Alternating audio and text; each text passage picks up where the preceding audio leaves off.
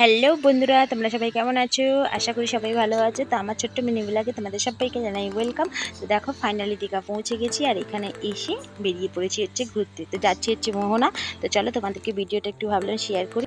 হ্যাঁ, মোহনা যাচ্ছি, মাছ কিনতে না, এমনি ঘুরতে। মোহনাটা একটু অনেকদিন ধরে ইচ্ছা ছিল একটুখানি ঘোরার।